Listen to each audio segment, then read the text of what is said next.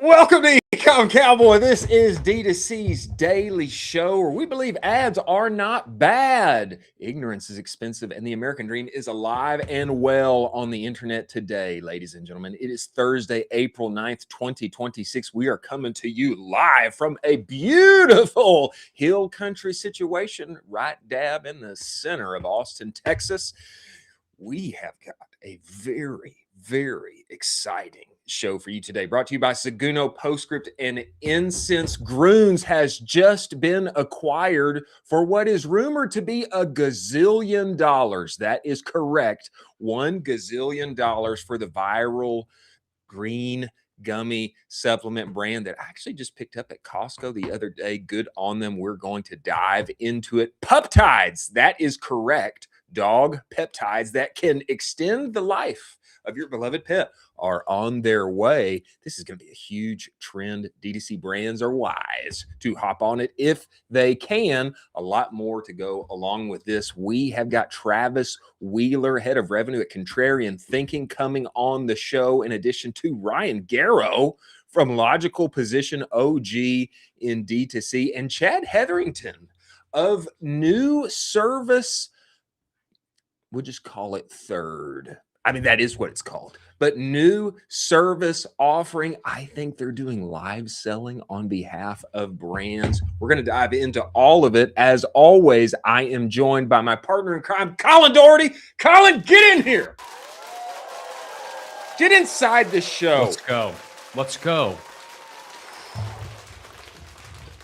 Lot of exciting things happening on the timeline. Breaking news: Grüns has been purchased, has been acquired for $1 gazillion, undisclosed amount so far. But Drew Fallon broke the news this morning. Unilever to acquire Grüns for undisclosed sum in huge VMS splash. I don't know what VMS stands for. Grüns, one of the best stories in CPG of the last decade, has been punctuated with a massive deal to Unilever. VMS M&A wave is in the early innings. Financial terms weren't disclosed, but given Grüns' disclosed revenue growth rate and Unilever's annual stated M&A budget, it was definitely a big one. The numbers: founded August 2023, we're talking 2 years later here, a little over two, by Chad Janis, 100 million ARR in May 2025, 300 million ARR August 2025, last valuation 500 million April 2025, funding round led by Headline, profitable within 14 months of launch.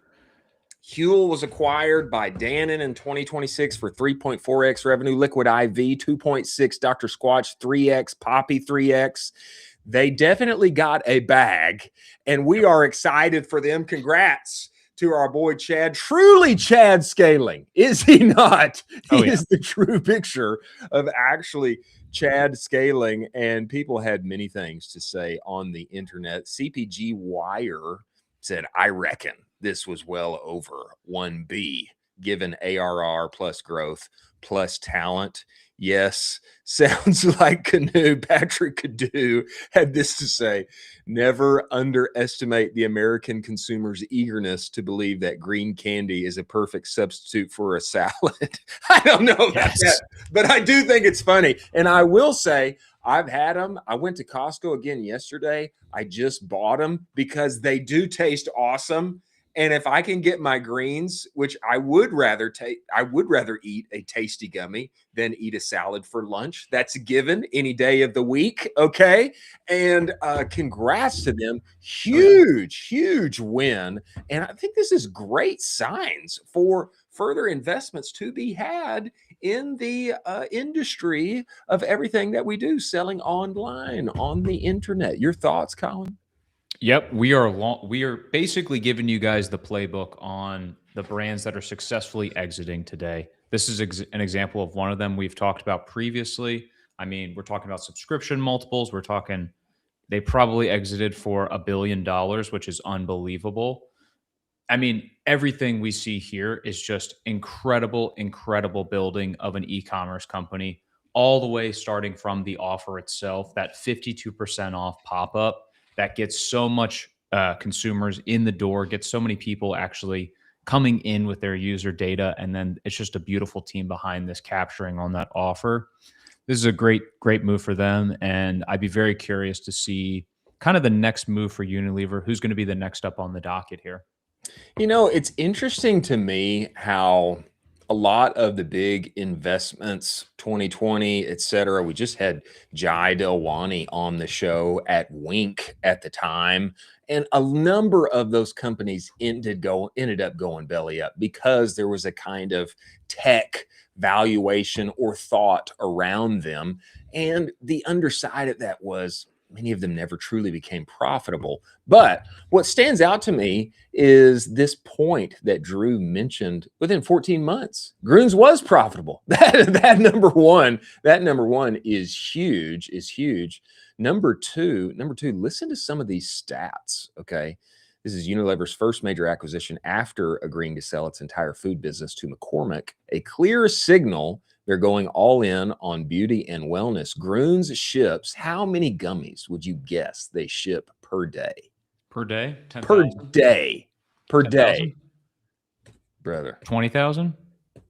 Grüns ships 4 million gummies per day. That's what I have here. Wow. That's what I have here. Now, I don't know if that's true. Okay. That's incredible. But this is the info that I have that we have scoured from the internet, many places. Okay. Obviously, 9-figure ARR many times over. Had the 35 million raise with headline. I am very bullish. I'm very bullish on our future. I think coming out of the early years of the 20s, the thought was, because of how these investments have gone, public companies, et cetera, D2C it's just not good. Not good for investable money. But what has happened on the back of Mars? What was the other one that we just covered?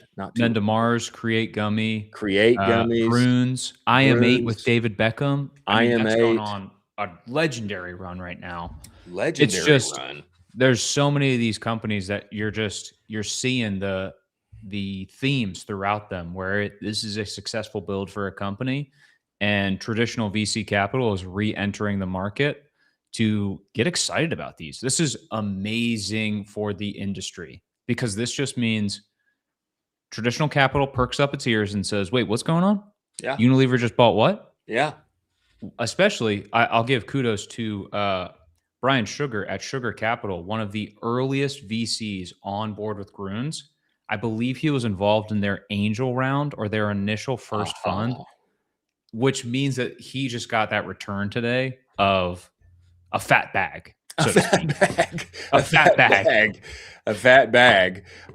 We want to have Connor Dalt on here. We want to have Chad on here. You guys need to come on and talk when things settle. When things settle and celebrate officially closed. Celebrate all of the things. I'm interested. What's going to be the next form factor that shoots things to the moon? Obviously, gummies have done their work. Obviously, there's a ton of power behind, hydration packets, electrolytes, hydration packets. What's the new form factor that's gonna scale us to the moon? You already know it's going to be lollipops. I think it could be. It could be lollipops. It could be lollipops. It could be lollipops. We don't want to say too much. But it could be lollipops, or it could be some other delectable, delightful form. As long as it tastes good and it's got good promises behind it, good benefits to be had, and it is more delicious than me choking down a salad for lunch. I'm all in.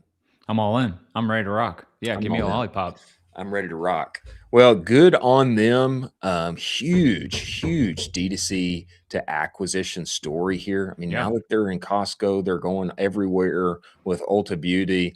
Now that they've got these 15 some odd other forms of their product that they're rolling out, a lot of promise for the future. Plus the Olipop collab. I mean, these guys just keep getting home runs out of home runs.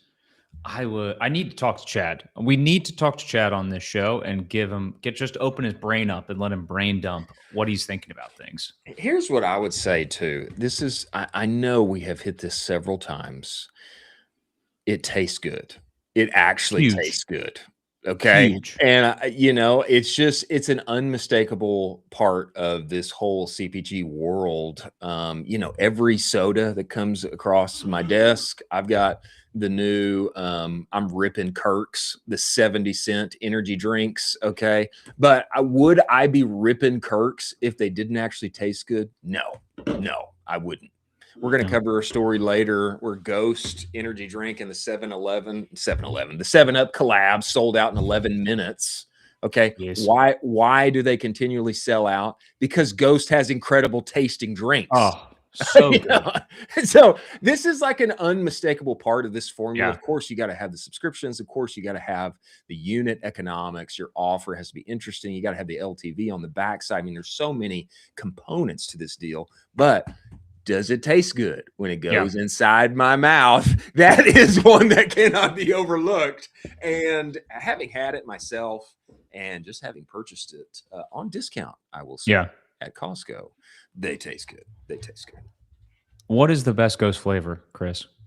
Best Ghost flavor? There's one answer to this. For me, brother, it's green apple. For That's me, a crazy statement. Green apple. Just... That's pow, crazy. Pow in your mouth. What would you say? It's orange creamsicle.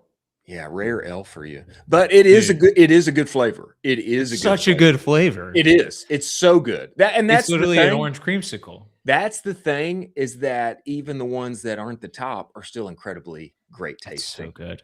Then that Sour Patch collab they did. Yeah. I mean, so unbelievable. Good. So good. Yeah. It's so good. We have Travis Wheeler, head of revenue from Contrarian Thinking, coming into the show. But before he does, let's talk about Seguno. Ladies and gentlemen, Seguno is the only marketing suite that lives entirely inside of Shopify. What does that mean? It means that your emails, your pop-ups, your reviews, your banners, they're all there where you already work and play every day. And it means you don't have to trust in some, hopefully, but probably duct tape together data integration syncing that you hope is really verifiably bringing your segmentation and your numbers back and forth.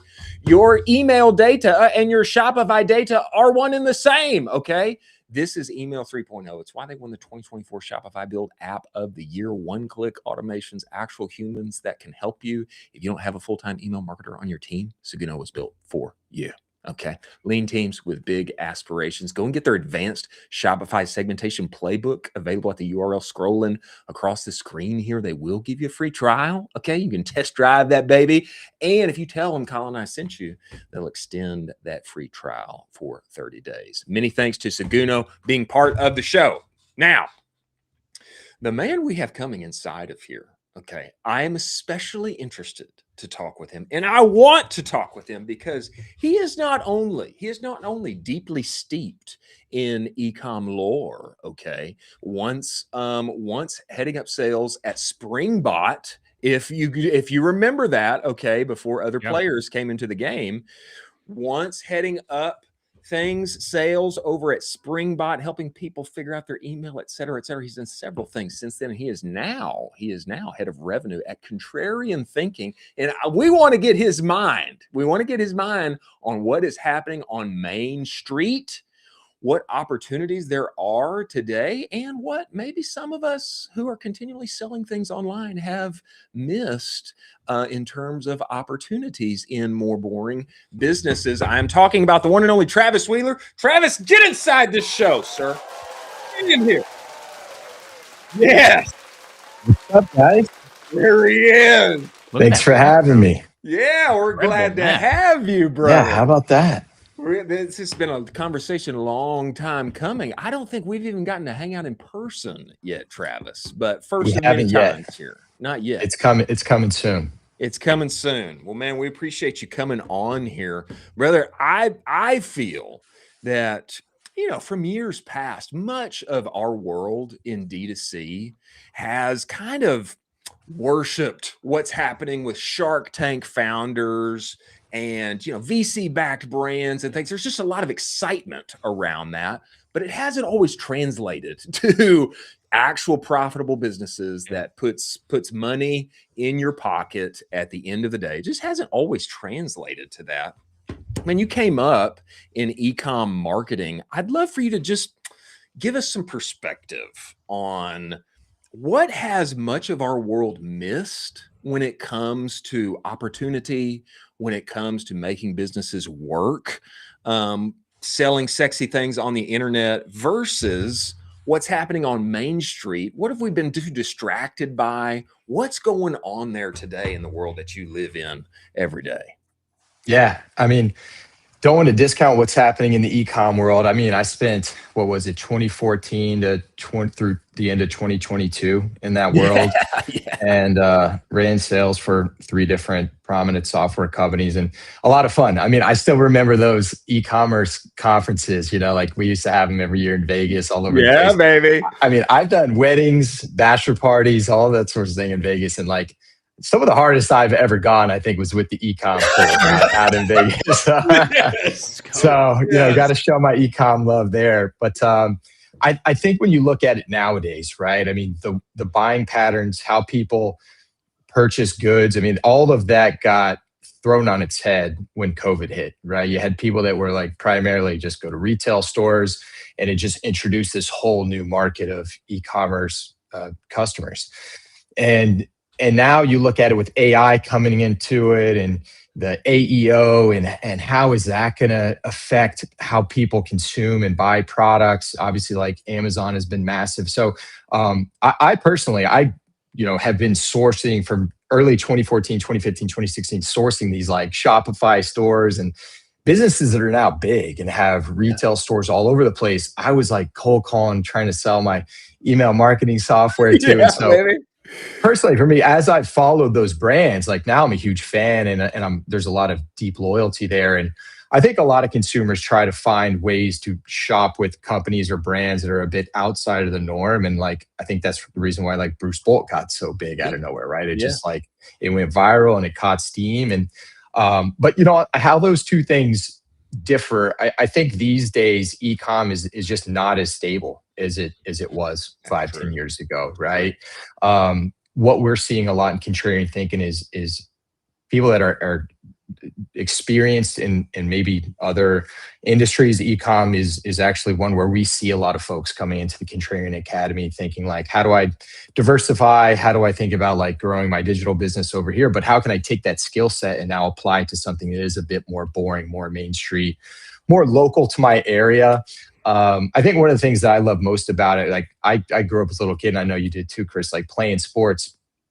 And you think back to the little league teams that you played against. And my mom and grandma ran an advertising agency. They sponsored all my like football, baseball teams. And so that was always pretty cool. But I still remember like the teams I played against, like Bill's Muffler, House of Floors. It was always just like these little, just standard businesses. Like Coriel Plumbing was one, and I kind of grew to resent some of those businesses, right? Because I was like, I was clashing against them. But that's the backbone of our small towns. Like I'm a small town guy. It's the backbone of our small towns all across the country, and there's a real threat happening that we're really trying to like help fight against, and that's private equity. Right? They're coming in, they're buying up these service businesses, they're buying up these boring businesses, they're buying up storage facilities and car washes. And they're obviously, you guys are aware that they're coming into the e-commerce game, like on the warehousing side, on the logistics side, on the software side. And so, we really try to maintain that ownership at the local level is a big part of what we're trying to do. That's powerful, man. Travis, that's incredible. Could you kind of give folks a little bit more of the history of contrarian thinking, a little bit more of what you guys are doing right now, the history of it, where it started, and what you guys are focused on today? Absolutely, yeah. So it was founded by Cody Sanchez. She's our fearless leader, and she's very inspiring. So she was doing this when she was working for Wall Street. She was at Vanguard, she was at Goldman Sachs, and she kind of was at first, I think, a little I don't know if maybe embarrassed is the right word, but like she bought a laundromat to start, and like this thing was cash flowing behind the scenes. And she's like, man, I've really got something here. She started, now I think it's over 25 businesses in her own personal portfolio. She's entrenched with Resi Brands, which is a local franchise. Maybe you guys have heard of like Pete's window washers out of there. And so, yeah, that's it. It kind of was all born from there. And just Cody's spirit is she understands there's a massive opportunity at hand. I can't do this whole thing alone. We've got it. She sees what's happening with private equity. I mean, she worked for private equity, and it's obviously not a good thing. It's not good for America. It's not good for our economy. It's not good for, small towns. And like, that's the majority of our country. And so she was like, we've got to inspire more people to own. And when you think about wealth creation, right? I mean, you think about like freedom is the new rich. That's what they say. It's like people that have more time on their hands. They're the rich people, right? And so you want to be like them, but how do you actually get there? It's not by finding a remote job that you can just like skirt by at a big company. Like now you're getting cut because the AI is going to replace a lot of that. I think that's true. I think that's true, Travis. It's you have to lean in. You have to work hard. Ultimately, if you want that financial freedom, the path to that, the majority of millionaires, they own businesses. So it's inspiring that next generation of owners, but it's also maintaining like what I think we all grew up knowing and loving about like our small towns. Like we want to work with somebody that's like our neighbor down the street, not some corporation that's, running like multiple companies in our hometown. It's just when you start to monopolize that ownership, it's going to have that cascading effect downstream. Could you talk a little bit about and give people a little bit more insight into what actually happens when a massive PE comes in and buys up a small business? We always talk about it, but I think few people understand the actual logistics and what PE is actually going to do to this small business. They think it's a great thing. Everybody thinks, oh, great, they're getting involved, they're getting capital. Not so much the case. I would love for you to kind of explain what happens when big PE comes in and kind of takes over. Yeah, well, there's only the people, the owner that maybe is going to benefit, right? That has the equity that's like selling out. I've seen this firsthand, actually. My last software company, which really inspired me to get involved with Cody and kind of like get on a mission that I was super inspired by. You have private equity come in and they throw their weight around. They bring in the hundreds of millions of dollars. The last company I was with, we took a $375 million round, and sure, it helped accelerate our growth, but like it wasn't long before the suits started showing up. Right. And like the culture, the soul of the company, the culture of the company just getting like sucked out of the room. And it happened, it's scary how quick it happens. You start to see people that have been there for a long time. They're super valuable. Nope, they're not going to help us get to the next level. And you start to lose this institutional intelligence and just awareness on like where the business has been, where it's going. And a lot of times they come in with ego. Right, where it's like they don't try to make an attempt of like, what makes this business so good? Well, little do they know, it's like all the relationships and the sponsorships and the things that they do in that local economy, maybe to build those relationships and build that reputation. And once you stop doing certain things and you're only focused on your P&L and how you can cut cost and increase pricing, I mean, there's effects to that, right? I mean, it's gonna turn off your customer base and people that have been loyal to you for potentially for years. So yeah, I mean, it's not always like that, right? There are definitely some smaller PE shops that can come into an environment like that and make it better and bring a lot of expertise. But there's some that are just trying to like do a playbook, be super cold with it, not just look at employees like a line item on an Excel sheet. That's typically where you see those ramifications. Travis, I am particularly interested in what you're doing now. And I feel like you really understand where a lot of people in D2C are coming from. I think our generation has been greatly affected by the 4-hour work week, right? We picked up the laptops and the promise is freedom. The promise is freedom. Now, even if you're remote and you've got, great benefits and such, we all know that, you spend more time looking at that screen than you do anything else. And that's fine. That's work. But my wonder is, I know that there's a lot of people, a lot of marketers, people who are somewhere in the middle of the org, or maybe they're toward the bottom of the org chart or whatever. They have an ache that they want ownership. They do want freedom. They do want freedom. Yeah. And I have some wonder, is there more? Is there more for your standard marketer if they want to own something? Is there more than just I'll start a D2C brand someday, or I'll start a marketing agency? Not that there's anything wrong with those, but is there more? And I think there is. My question for you is, for people who are in D2C and they want to explore this path of going Main Street, buying a boring business, and are there skills that naturally translate that you see with the people that you work with, you helping people make that transition? Any insight on that? Absolutely. We really help people narrow and focus in on their zone of genius, right? So, I mean, a lot of times it's like Cody talks about her first business being a laundromat.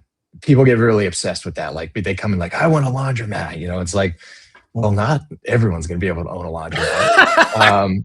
And that's an easy business, right? Like we also try to help people find businesses that you could come in and improve upon and like optimize it, because you want performance to grow, right? If this thing generate netting, 150, 200K a year, and it's a laundromat that's like got coin operated machines, think about just Apple Pay tapping that thing, right? You're gonna have to invest some money to be able to like switch in and add that tech. But now that machine's gonna do a lot more work because you don't have people like fumbling around with coins and like going and trying to put their dollars into the coin machine, and like all that time takes between just washing and drying your clothes, right?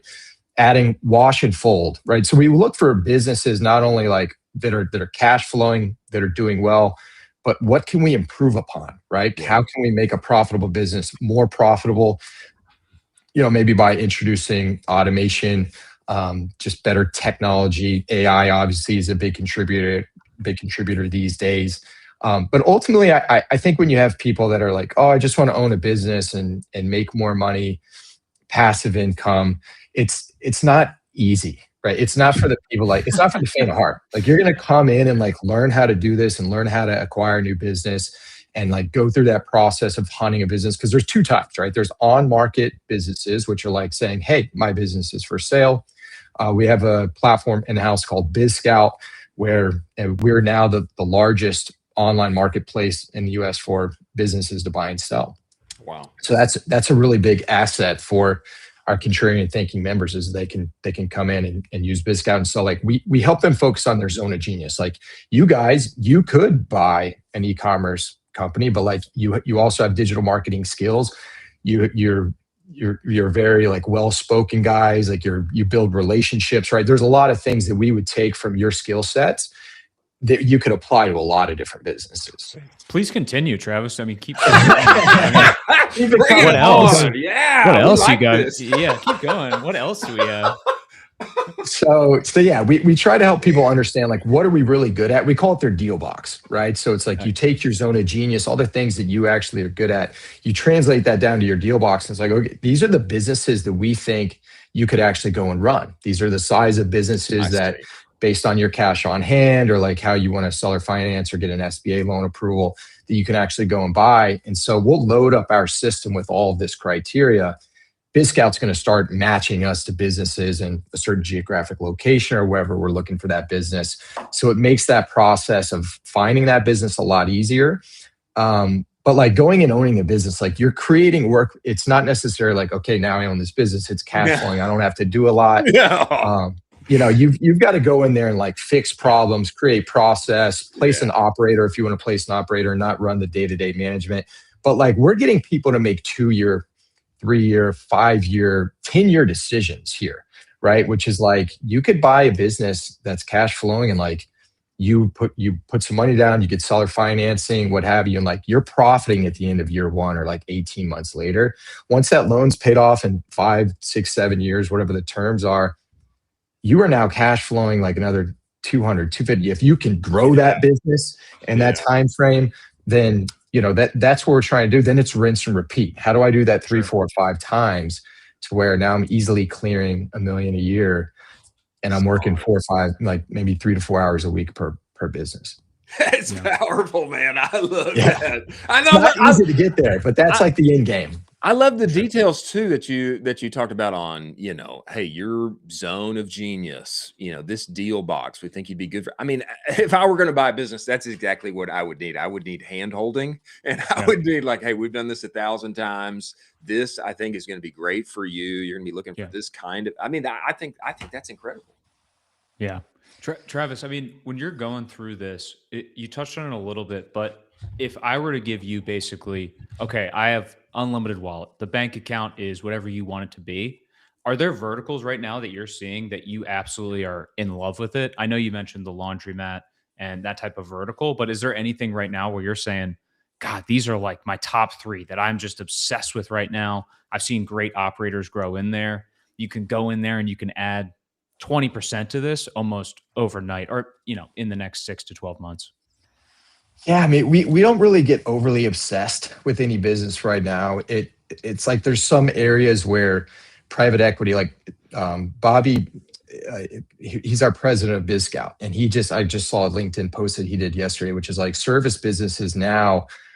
You got to really look at those because they're overpriced for what they're actually doing. And a lot of that is because private equity, that's been a really hot one, plumbing companies, electricians, HVAC for sure, especially in Texas, right? Like your AC goes out. I mean, name one bigger problem on your list. Like, True. Especially this summer, right? Like everything ends. We got to fix this AC unit now. I don't care what it costs. So that's a big business to be in right now. But, it really boils down to, we have a team of advisors. There are deal advisors that are extremely valuable. I mean, we have right now over 3,000 members in our academy. The deal velocity is high. Just being in there, being a part of our Slack channels, our community, you're seeing so many deals come and go that we're saying, no, that's not the best deal for these reasons, or we really like this deal for you. It like fits really well within what you're looking to do within your zone of genius, your deal box. But like, we don't like it at this price point. We actually think it's a really good deal for you here. These are all the reasons why. This is what we've seen. This is like the data that we have around this. This is what like the valuation should be in a business like this that's maybe clearing this much in SDE.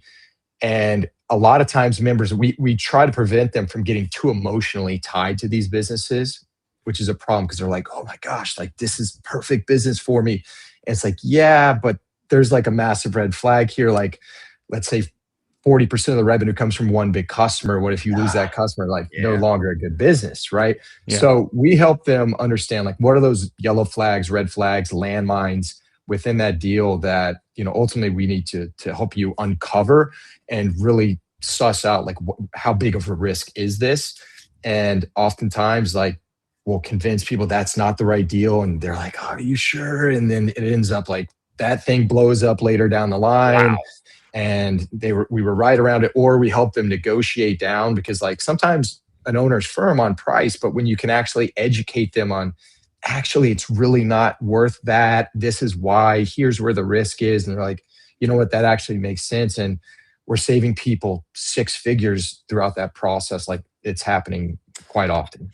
I love this. You guys' involvement on the purchasing side, the reasoning and helping like hey, maybe you can educate the owner on this and negotiate down, etc. I mean, that's gold. There's actually a friend of mine who just bought a kind of fledgling D2C brand and has really, zhuzhed that thing up. But it was this piece right here that you mentioned, educating. Like, no, hey, it's worth this because of this.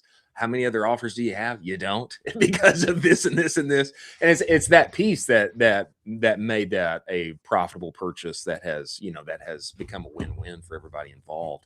I love that. That, Travis. Wow. And the education can also be on seller financing. Like that's a really popular term in the academy, right? Because you have these businesses that they've been around for a while. Sometimes they're like ready to exit. They want that kind of like lump sum payment. You go through a DSBA or a bank loan or what have you. But a lot of times there's benefits to not doing that, right? Like you have to pay that capital gains tax like right away versus parsing that out. If you play the bank, you're going to make more in interest. Yeah.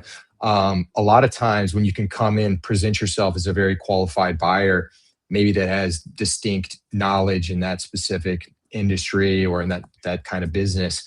And you can, if there's ways that you can convince the owner, it's like, I am going to take your business to the next level. Like your business is going to make more. If you can do a little bit of like profit sharing on that as well. Now it's like, as a seller, I'm like, okay, I got somebody that I really think is going to take my business to the next level. They've like documented exactly how they're going to do that. I know I have no process in my business. I know I have like maybe a bunch of C and B players in my business. This seems like a really good operator to come in, take it to the next level. And like, I can now be on a beach somewhere getting these payments. It's not like this big lump sum that I'm like, okay, what do I do with all this cash and money? Do I invest it somewhere else? And sometimes that's a burden for people too, versus like, all right, I know over the next 7 years, I'm going to have these consistent payouts. I can plan my retirement a little bit more effectively that way. And ultimately try and make more money. And so we help the buyers and sellers structure those deals where it's a win-win, and we can cut the bank completely out of it. But usually that's obviously going to be somewhere between maybe 40 to 60% of the sale price, 60 on the high end, because it's usually what we call the trifecta, like a mixture of a down payment, an SBA loan, and then the seller financing. Travis, brother, there's a whole lot about this. I mean, of course, I know why Contrarian Thinking is succeeding. Obviously, Cody is incredible. She's just an incredible person. She's so articulate, but there's mission behind this. And then you guys have processes on the backside here that are actually helping, handhold and navigate people through to a win-win on the other side. Brother, we appreciate you making the time and coming on here. We want to have you back too. Where can people find you, talk with you? They want to start learning about the whole thing, figure out if, buying a small business, going Main Street is the way for them. Where can they find you, talk with you, start working with you? Yeah. Contrarianthinking.co is our website. Come check us out there. We've got events going on. So that's just one side of the business. We have the academy side, which is all focused on business acquisition. And then we have the growth boardroom, which is all focused on scaling. So now we work with, there's kind of that natural ascension, right, of people that buy businesses. We help them scale more profitably. I help them from all things like sales, marketing, go-to-market, how to implement CRM, align that to your sales operations, right? So like we go very deep on like the people operations, marketing side, content. We're obviously very good at content. We've got, I think, 13 million followers across our different channels. YouTube's very big for us, of course. But you can find us on our social channels. Follow us there. Follow Cody. She's always, got great advice and perspective on what we're doing in the academy and for boardroom as well. I would say catch us at a live event. We've got one here in Austin next month. For all of you e-commerce, we actually did one last month and it was awesome. We could try and keep it very tight and personal. So we had about 100 business owners, a little over 100 in a room, and we just 3-day workshop of like all things scaling, how to leverage and implement AI into your business, how to find these streamline in your business to where your like team is focusing on revenue producing activities. So we go really deep there. And then anyone that wants to connect with me personally, find me on LinkedIn. That's a pretty easy way to do it. We'll do it. Travis, we appreciate you coming on. We look forward to having you back, brother. Thanks for what you're doing. Thanks so much, guys. Yeah.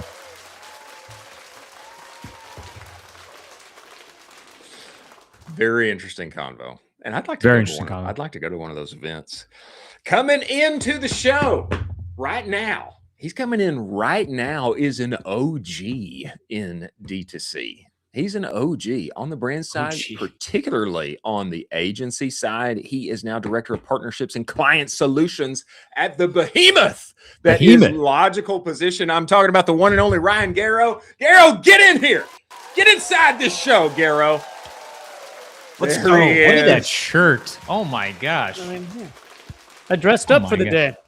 Oh my gosh. You're looking good too, brother. You're looking good, man. Come on, gummy bears. Let's do this. Well, this is the greatest part of this is that, my mother is a very conservative Christian woman. And she bought me a golf shirt and was like, oh, the gummy bears are cute. I'll get that for my son. Well, when you look closely, there's actually some gummy bears doing naughty things there. My mom bought. I was like, Mom. She was. If you know, you know. And I'm like, I am wearing this and letting everybody know you bought this for me. Yeah. That's some inside baseball. Some inside baseball. Yeah. I love it. Kick us off with Ryan here, Colin. Yeah, Ryan. I mean, you are, I would consider, one of the OGs in the D2C space. Sure. Could you talk about kind of where you started with D2C, direct to consumer, e-commerce, your initial start with your agency, how that happened, how you ended up at Logical Position? Give us some backstory on who you are, because I think you are one of probably the most seasoned operators in the space that everyone should be taking notes on. / I'm just old, maybe. No, come on. There's gray hair. It's all fun. So I accidentally got into e-com. I'm famous for saying, as I was working at this direct mail company, my partner in the business wanted to start a digital agency. And he's like, yeah, we're going to start the digital side. And because I don't want to deal with it, I want you to oversee the sales org. And that was the last thing I wanted to do, because the sales org was essentially a couple potheads that we put in the room with the printer that would go out to lunch and drink. And I'm like, I don't want to manage these. What is going on? And I made a statement to the whole team. I was like, I don't know why anybody's going to buy things online. That's the dumbest thing. Like, I want to go to the mall and see shirts and try it on. Like, who would buy a gummy bear shirt sight unseen? That's stupid. It's crazy. And I said this, and they still remember it. And I was like, direct mail, this is great. Well, fast forward a year into that business, and I'm like, you know what? Direct mail's not going to make it. Like, what we're doing in direct mail, I think we're going to go digital. So we pivoted the entire kind of like this. My sales team on the digital, not the digital side, on the direct mail side. I'm like, look, we're going to start selling digital marketing, and they're like, you sound crazy. I'm like, it's going to be great. And I had $0 to build a team. We were paying in peanuts. And I ended up accidentally hiring 2 extremely smart people that I didn't deserve to actually hire. Wow. One was this guy, Micah Heath, who worked at we went to University of Oregon. And so 2006, he graduated from Oregon and happened to be a hotbed of feed management. Like, I had no idea. Yeah. So he worked on Best Buy's original marketing feeds. Really? A lot of stuff with Microsoft when they were going to, and he needed a job desperately. I'm like, thank God. I love desperate employees. Yes. Because they will work for little. And so I could afford to pay. I mean, at the time, I want to say, I think I paid him like 21 grand a year, like salary. It was crazy. So bad. I feel so guilty now. Mike, if you're listening, I'm sorry. Thankfully, you're making more money now. And then a couple other employees that just set the stage of like how we looked at digital marketing from an e-com standpoint. We were working on what's called Frugal. I don't know if anybody listening has been in digital marketing long enough to understand what Frugal is, but it was free Google Shopping. Oh. Google Shopping did not know how to charge for things, so they just wanted people on there. So we were managing free Google Shopping called Frugal. Wow. And Crazy. we looked at data really uniquely because of Micah and how we looked at data and said, hey, we're going to like manipulate feeds and we're going to get shopping to work really well for these clients.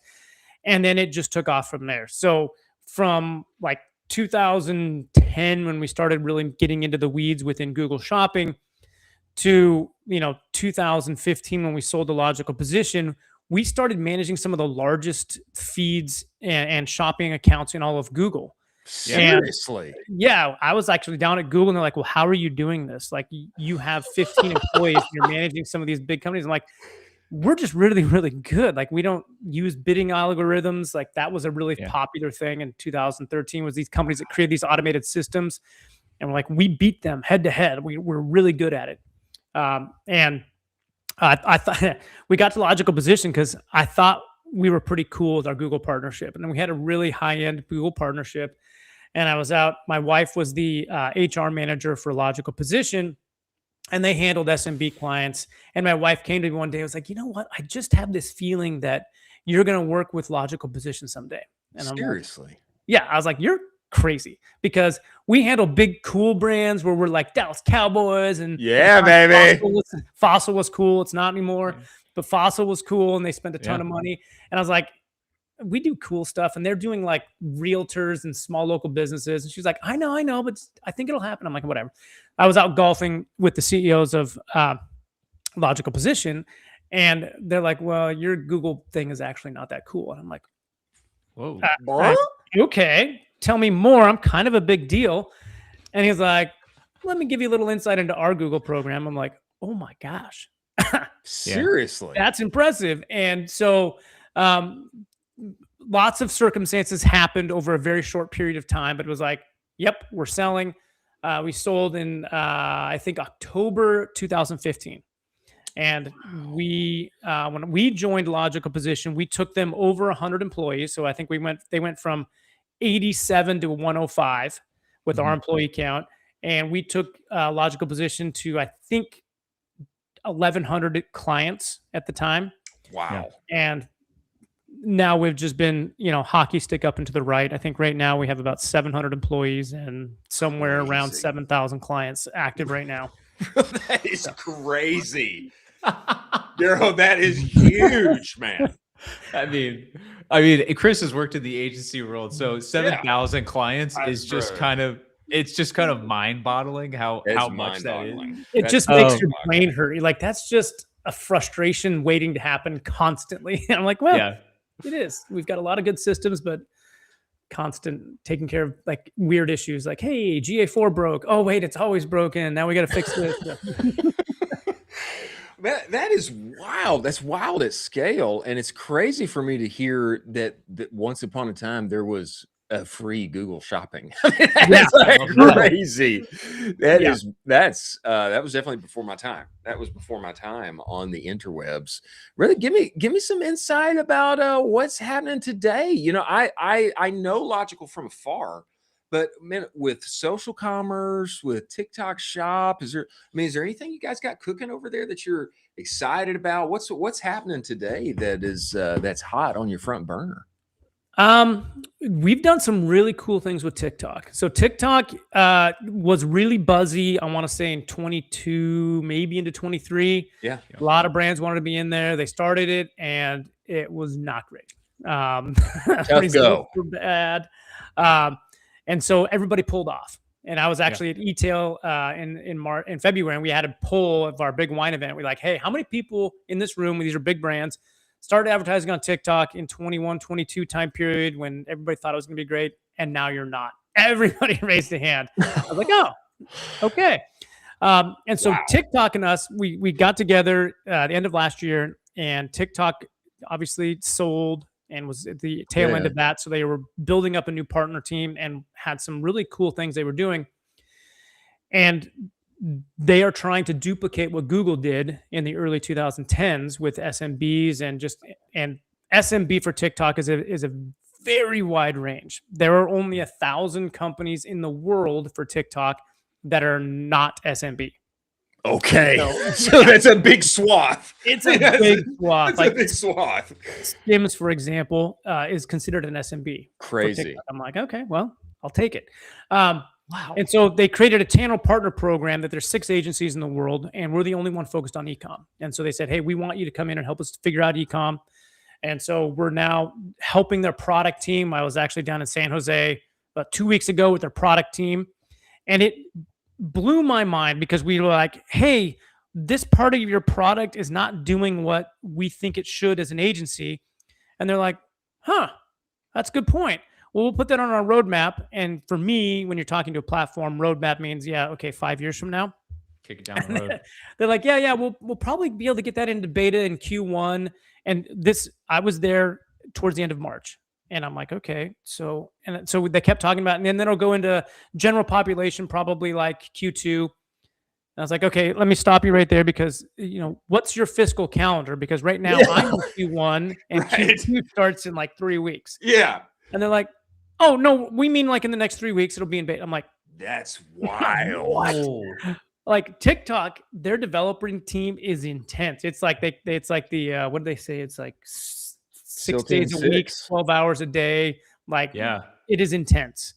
And I was like, they're impressive. They move extremely quickly, even from like me and having like developers on staff being able to say, yeah, we'll get that done in 3 weeks. And that's pretty quick. They're like, yeah, we'll get that done in a week. I'm like, whew, That's wow. phenomenal. So I expect TikTok to have a bit of a comeback in 26. Like I think their search product is green, but they do get a lot of people searching TikTok for stuff.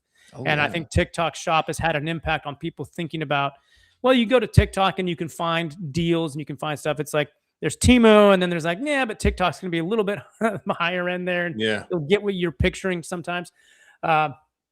So TikTok, I think, is going to be fun. Wow. We're working through things with them now, and they're very receptive to like understanding and figuring it out. So we'll see. Should be fun.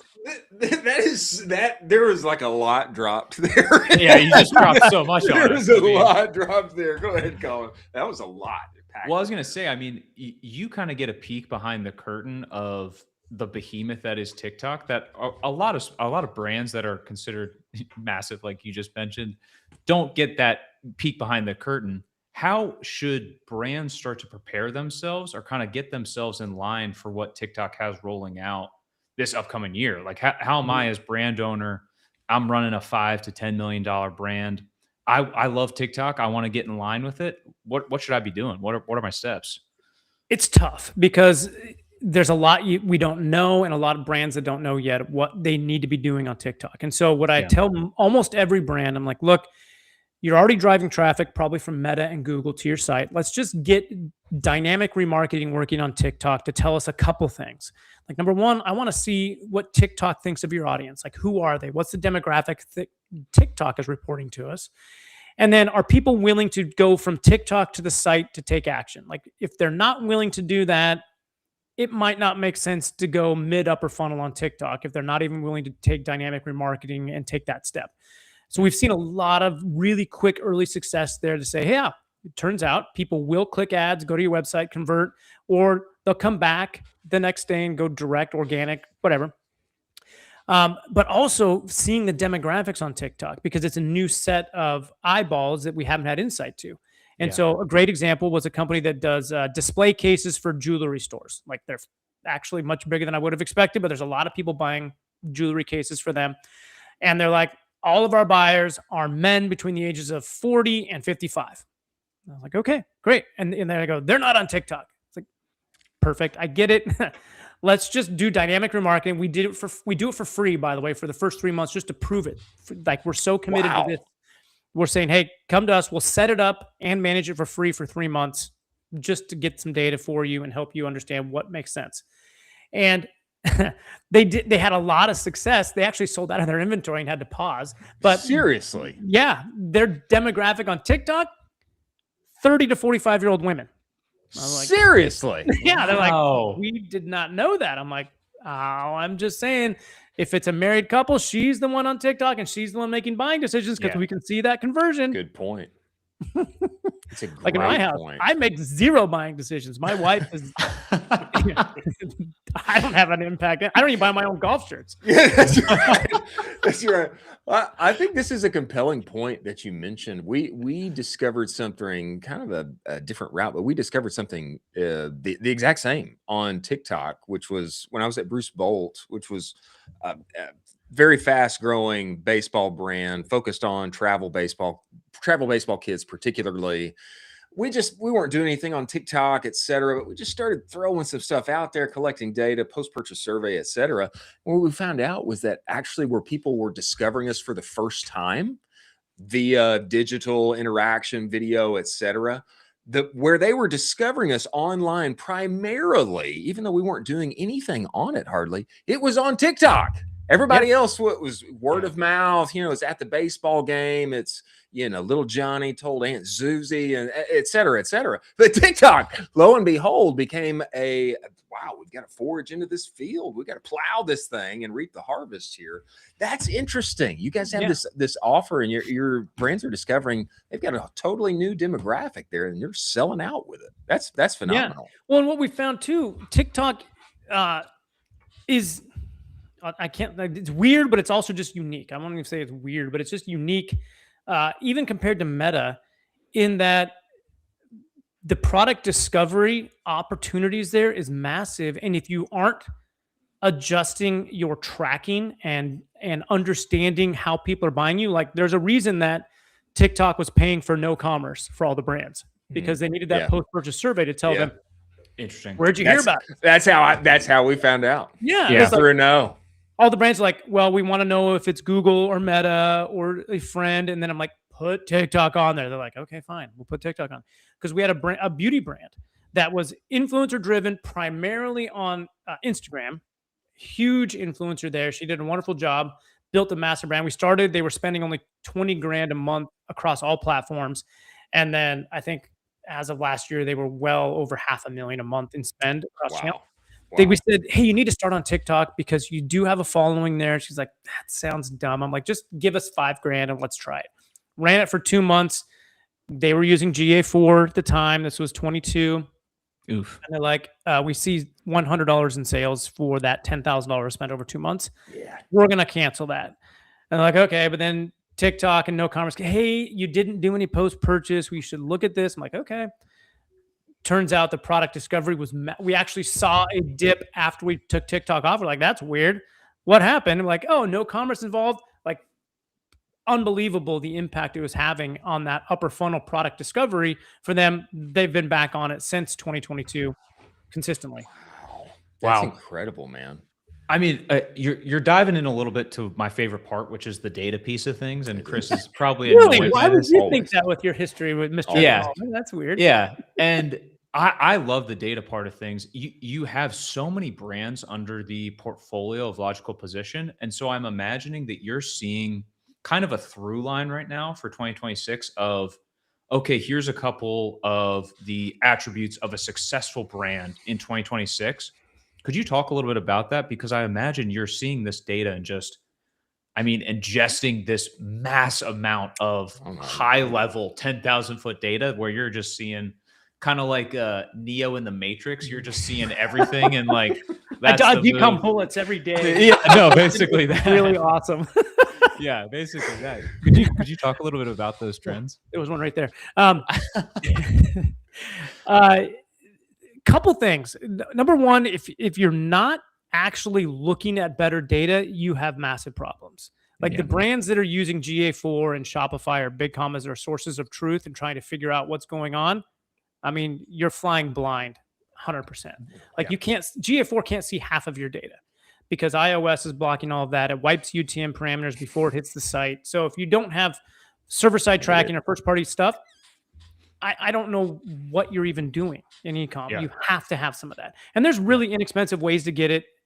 Everybody can find them. It's not hard. But you have to be thinking about better, MTA, multi-touch attribution, and understanding what that path looks like for your brand.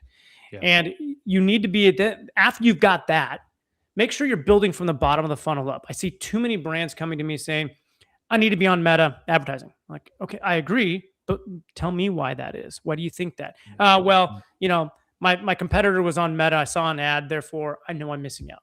Like, okay, probably, but there's two problems there. Number one, let's start from the bottom of the funnel up. Like if you're not capturing where the demand exists for your brand, the products you're selling, the services you're selling, capture that first on Google, Bing, because if you're going jump up or funnel where you think the cheaper traffic is, you're gonna have a leaky bucket where you're just driving awareness for your competitors as people go off of Meta because they didn't click the ad, they went to Google to search for something or went to Amazon. You've got to be building where the bottom of the funnel is, and then go to the mid up funnel. And then the other piece that I find that in that conversation with a prospect or a client, how do you know your competition knows what the F they're doing? Oh yeah, I mean that's really true. So true. Just because they have an ad there doesn't mean it's working. It doesn't mean that's how they're growing their brand. I like to use research of competitors to brainstorm and give you an idea of what should we test, but you don't know anything about their conversion rate. You don't know anything about their lifetime value and their email and SMS program and loyalty programs. Like you might have an inkling of what it's doing. You can build with and be like, hey, they have Attentive or they have Klaviyo. Awesome. Yeah. But it's going to be different for your brand. The same exact search query on Google is going to convert differently on on different competitor sites. Like you can both be Shopify and it's going to have a different conversion rate. Like the data will tell you. It's a great point about about oftentimes we want to emulate and we actually have no clue. We have no clue how those competitors are. It's like, I really like that ad. It may be the poorest performing ad in their entire library. Yeah, but we like it, so let's make pretty. something on top of Good that. job. Okay, it's pretty. It's interesting. Man, Garrow, you have got, brother, you've got more perspective. You've got more perspective than I think a lot of us inside of the industry have. I mean, he's a Bing guy as well. Are you a Bing guy? He just brought it up. He's a Bing guy. Everybody should be on Bing. It's dumb to not be on Bing. Okay. Like it's cheaper. This is huge for Chris. Rates are higher. This is huge. Okay, we had a story that we covered on this, and massive. And somebody was talking about how like everybody should be on Bing. You're going to be a millionaire. It's cheaper. Sell to seniors. This is your offer. Keep your ad copy simple. All of these things. And I was looking like we made a public call. Like, is anybody just cracked on Bing that can come in here and talk with us about it? Because it's one of like the least sexy platforms or channels, that one can deploy. But you're big on Bing. I'm big on Bing, and Bing isn't even big on Bing. That's part of the problem. Like, they know their systems are not awesome for building an account, so they give you a button when you log into Bing that says, "Do you want us to bring your Google account in?" I'm like, yes, we do. You push the magic button, sucks your Google account in. It's got an OAuth, sucks Google account in through APIs, sets all your campaigns there. Says, "You just want to use your current bids?" Yes, I do. And then you're running. It's so damn simple. But a great example of the power of Bing. So Amazon has probably more data about conversion rates and money and all the things in e-com than anybody else. Google probably can rival it, but Amazon famously pulled out of Google Shopping, and shouldn't surprise anybody. Like, they haven't been on Google Shopping for I think almost a year now. Amazon plays the arbitrage game across the board. They pay for clicks to get traffic, and then they charge you more here. I learned this with my own brand where I was paying for traffic on Google for, let's say it was about 50 cents a click to go to my product pages and brand page on Amazon, because Amazon was taking that. I hijacked Amazon ads is what I did on Google, and there's a few brands that'll help you do that. But when Amazon's bidding on a text ad on Google, they are sending you to a search page where they have a minimum CPC on Amazon that's higher than what they paid on Google. And they just know the math problem.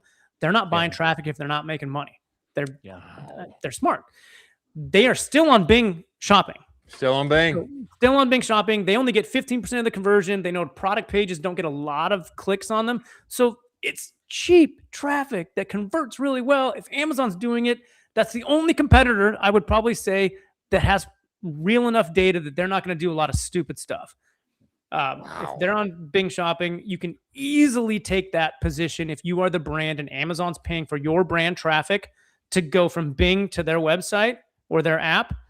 You should be controlling that customer and make sure they go to your website. So it's you, customer, and you're not just giving it to Amazon, because your lifetime value on Amazon is going to be lower than it would be on your own site. Wow. You converted him. Yeah, you can. I'm converted. I'm converted. I'm a Bing convert. Garrow, man, we appreciate you making the time and joining us, brother. I feel like we got to find ways to squeeze your brain more, because and get more insight from the behemoth that you guys are operating out there, man. I'd love to find ways to do more things together. We appreciate you making the time. I think we've already invited Colin to come to our event in August and live stream, be on a panel. Like Mason told me today that I want to get. Can I get in his bag? I'm trying to get in your bag, brother. Yeah, we can have Ecom Cowboy live stream from our event August 20. All our clients. We just went through our invite list. Like, I mean, Nike, Harry's, Tilly's, Real. Like, it's whoa. Wow. Yeah. You heard it here first, ladies and gentlemen, live and in living color. Man, that's going to be a stacked room. Oh, it's incredible. Yeah. Wow.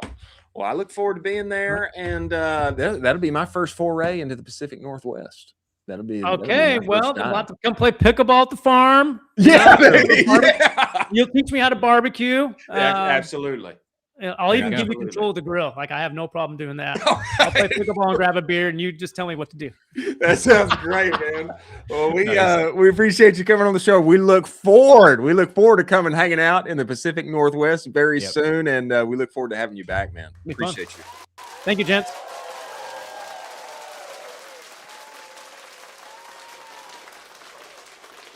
Seasoned vet. Garrow's I'm telling you. a vet, man. Legit. Garrow is a vet. He's just dropping sauce on us like it's nobody's business. You know what I mean? It's like, and now you come from that conversation, you're like, well, why wouldn't I at least test Bing? Yeah, exactly. Why wouldn't I? Exactly. Why wouldn't I at least test Bing? Yeah. And how about his story about being so intricately involved with TikTok there? Yeah. That they make some suggestions. They put it on their roadmap, not to execute in Q2 of 2027 or Q2 of 2028, but like 3 weeks later. Yeah.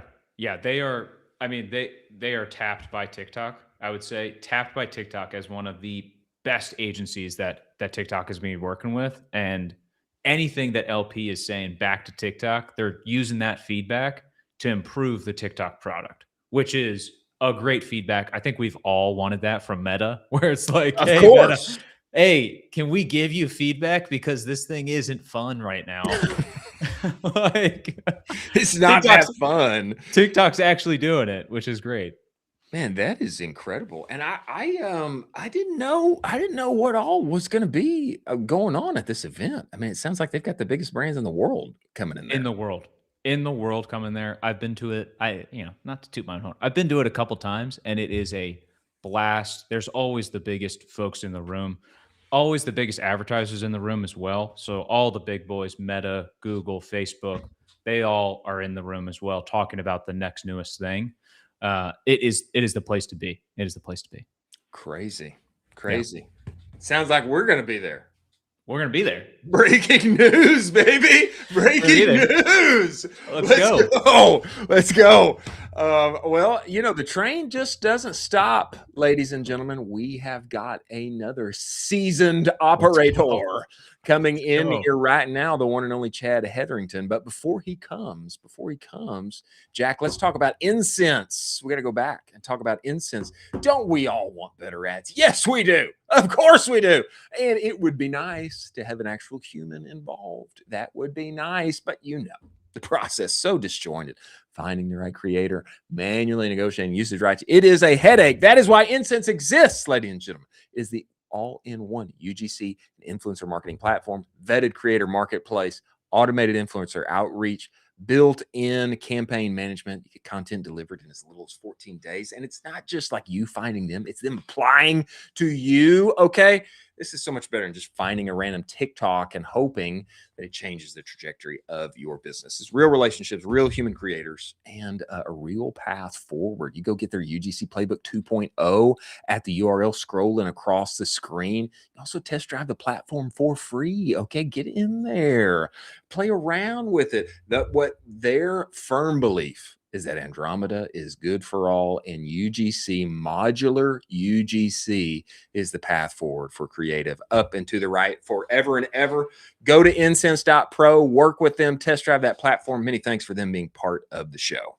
Now, we have Chad Hetherington coming in here. He's got experience on the fund side. Okay. He's got experience on the brand side. And now he's debuting a new, what he would say, I think we'll have to hear from the horse's mouth, but I think what he would say is for this new era, third era of e-commerce and D2C, a new service offering that I think just might tickle the ears a little bit that we need to hear about. We have to welcome co-founder of Third. Get in here, Chad Hetherington. Get inside this show. We need you in here, brother. Let's go. There he is. Hey, lads. Go. Hit me with the lads. I love it. I love it. Chad, where is that accent from, brother? I hear it's actually Australian. It's a bit bad Australian now, but here we are. I don't just say this because you're here, Chad. I think of the English speaking peoples. I think the Australian accent is number one. Thank you. I I'll would take that. I would advocate for Southern United States as number 2, but I have to. I think the Aussies. I'd agree with you. I'd agree with you on that. I appreciate that. Okay, Chad, brother, give us some perspective on what you're doing now. I want to talk about the barn. I want to talk about other things too, but man, give us perspective on Third. That I've been hearing exciting things about live shopping, social commerce, etc. Brother, what are you doing and building now? I think this thing has just recently debuted. Is that the case? Yeah, we actually have. We've been around 2 weeks now. Wow! So it's fresh. It's very early, very fresh. But something I've been working on sort of over the last like few months. I even say like the last 15 years working with consumer product companies and retailers, which is predominantly where I was working. My last company, The Stable, was helping brands navigate the world of Target and Walmart and Amazon. Man. And we were sort of we were in between the brand and the retailer, helping them broker their deals and get shelf space and all that. And we started the company back then in 2015 as the rise of these D2C brands was sort of starting to expand out of D2C and into retail. And, we got to work with some incredible brands over that period. And the company grew from, the first 6 of us in that conference room on LinkedIn calling brands trying to find clients to 600 people in Seriously. Yeah. Chad, that's incredible, bro. It was wild. It was wild. Yeah. The company started in that heritage of retail brokering, and then eventually we expanded into e-commerce and we acquired our way into the Shopify ecosystem. We acquired BVA and Zaina on the same day, actually, which was sort of wild. And so for a while there, we had the largest Shopify practice globally, which was a whole new world for me to go into. But essentially, a brand could come to us and work with us across e-com, Shopify, and then eventually into mass retail. And so the company grew. We had a great portfolio of clients. And then just as everything was, I felt like everyone was on the train. We were like, we had established ourselves. Our brand was recognized in the system of the agency landscape and brand world, and we ended up getting acquired. It just sort of happened, and we got acquired by Accenture, and so we became the commerce arm of Accenture Song globally. Okay, Chad. I mean, just a small name in the world, right? Yeah, you just casually dropped that. Yes. That is like, we ended up getting, acquired by Accenture and became their commerce arm. That's wild, brother. Yeah, it was wild. Wild experience, and I got 3 wonderful years at Accenture after that with me, and during those 3 years, I was just curious about like where commerce was going, and spent a lot of time listening to my kids who are 15 and 13, and they're telling me what's hot. They're learning about products and brands in new ways than like we all grew up walking into a store and seeing an end cap of a brand we'd not heard about, or getting served ads, over the last decade or so.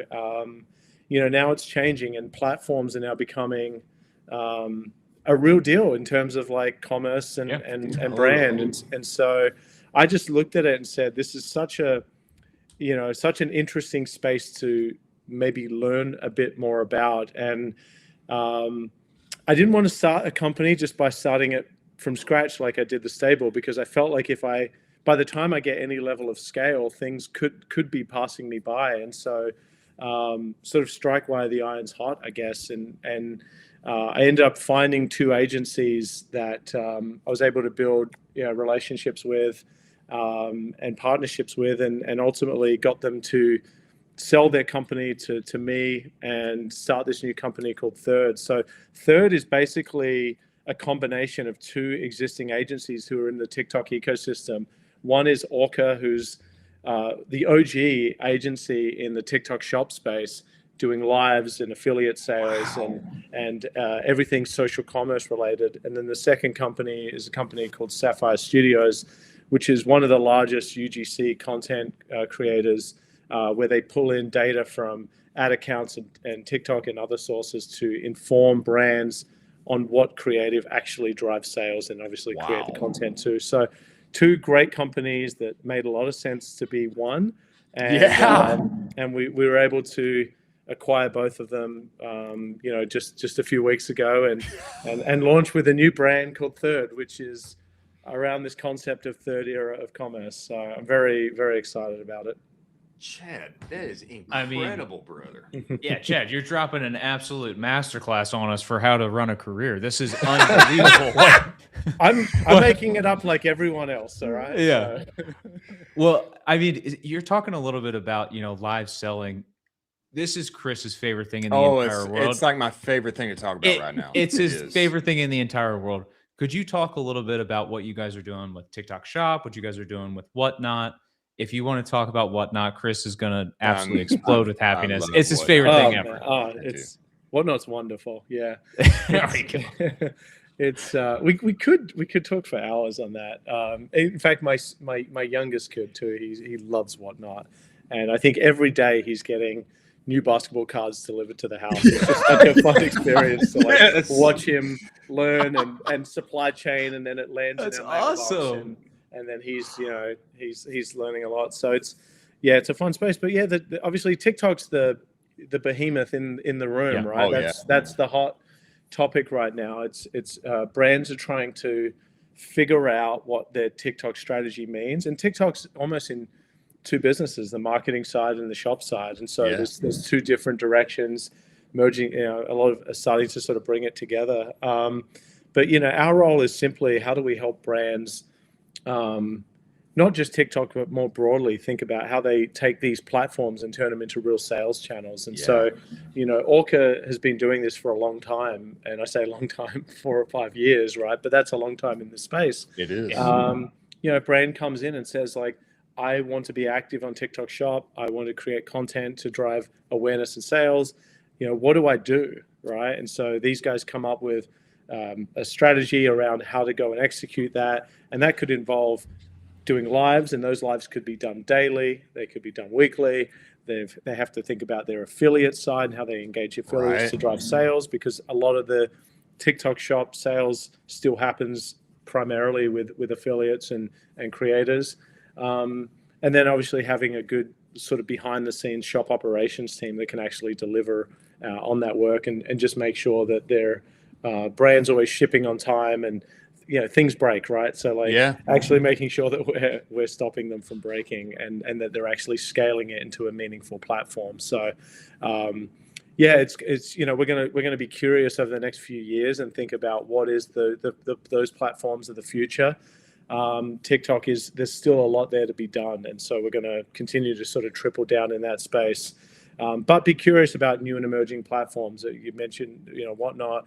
We're in business with them today. We are participating there. I think there's a massive unlock with them. Amazon's pushing hard at live. eBay's pushing hard at live. True. So live's going to continue to grow. We've obviously all seen the numbers in China, and they are growing here rapidly here in the US. So I think we're going to see that live's going to continue to have its place and continue to grow here in the US. And so we want to help brands sort of navigate that world, execute flawlessly, and sell more product on those platforms. But I'm a nerd in all this. Like, I just love what other platforms come up that could live in the world we live in. And obviously there's a lot of people talking about AI commerce and conversational commerce and all of those things, which I think make a lot of sense. But I'm addicted what's happening in the world of Roblox right now and the world of Minecraft. And I mean, that's like, that to me is like so wild and so incredible to learn. It's crazy. So that's a space I'm going to keep my eye on for the future. So well, not to give anything away. I think there's a lot of what you're doing that is, it's compelling. And I think we all sense or know, if we haven't yet, this is the step I need to take. In the sense of, commerce has changed. I used to just go to the store. Now people find my site. Now, if there's any way we can move that goal line from discovery to purchase, how short can we make that distance? The shorter we can make it, the better. TikTok is the OG. Meta seems to be really endeavoring to do the same thing now by many ways. I mean, the Instagram release yesterday, and what they're doing with PayPal and Stripe, and there's a number of interesting things there. But I find what it seems to be you're equipping, or you're enabling brands to enter on the live selling side. It seems to me that you actually have people that can help them execute that, like yesterday, tomorrow, like you want to do that. And to me, this is what's so compelling about what you're doing, is that everybody knows, like, oh yeah, live, like I need to do that. My Lord, it just seems like such a headache to actually do. Who's going to do it? How do you do it well? I mean, it seems like you're set up to like execute that on behalf of brands like tomorrow. Is that the case?